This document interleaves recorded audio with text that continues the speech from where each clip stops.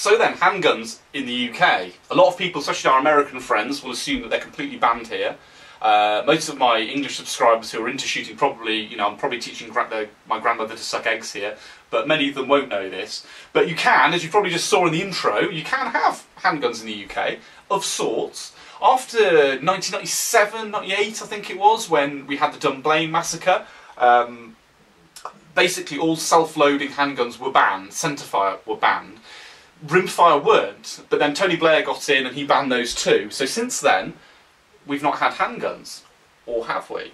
You see, when in the UK, when we make laws like this, we don't make laws that say handguns are banned. We just bring in new regulation in terms of the length of the firearm, that you can have. So the law says that a carbine rifle has to have a minimum of a 12-inch barrel, and it has to be 24 inches in overall length. That means that there's no reason you can't have a revolver with a 12-inch barrel and a piece of wire, basically, that comes down to here to make it that full length. Obviously, that can't be removable. It has to be all fixed, and it has to be assembled by, the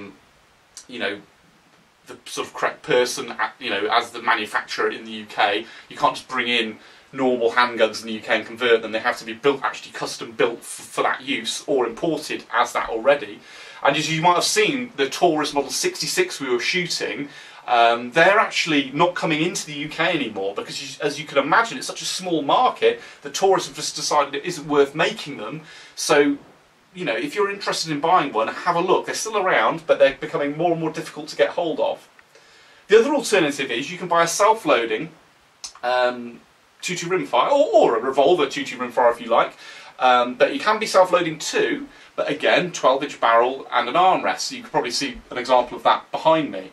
Now, we do lots of competitions shooting these guns. At my club we do practical pistol and practical revolver, where you're against the clock, just like practical shotgun really, shooting steel but into the range, usually around various obstacles and that sort of thing.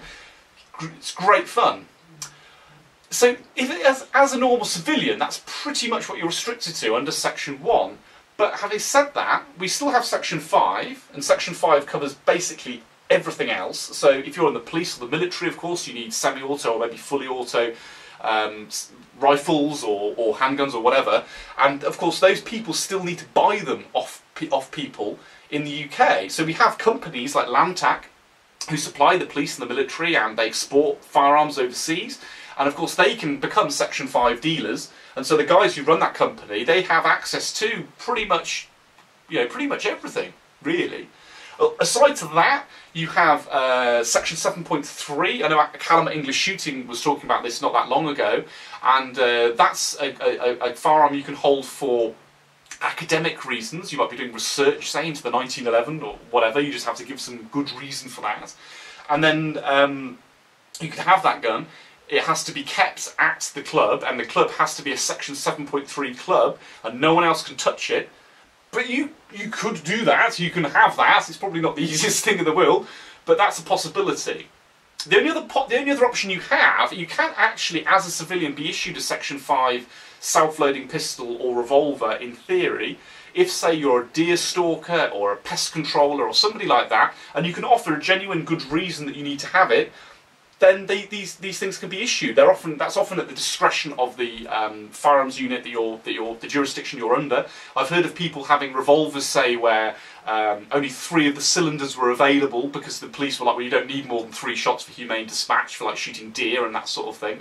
But I've heard of other police jurisdictions just saying, yeah, you can have that particular handgun, and it's fully functional, and away you go. I mean, I've even heard of people potentially having, Glocks and things like that. So it is possible, and whilst from my perspective, as a humane dispatch, I would say it's fairly spurious because, to be honest, a double-barrel 410 pistol, which again is something some people have with a shorter than the normal minimum requirement, that would make a perfect humane dispatch. I mean, to be honest, say a 44 or a 38 ball ammunition out of a revolver shooting point-blank range at a deer that you need to put down, it's probably not the best option, but you can do it, and it is a bit of a loophole in the law, so, if you can get away with that, go for it.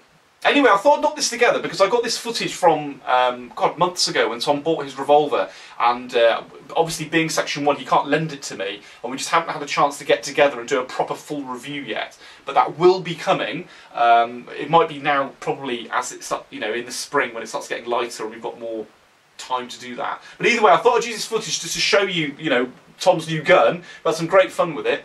And yeah, get yourself down your club, apply to do some practical pistol and practical revolver.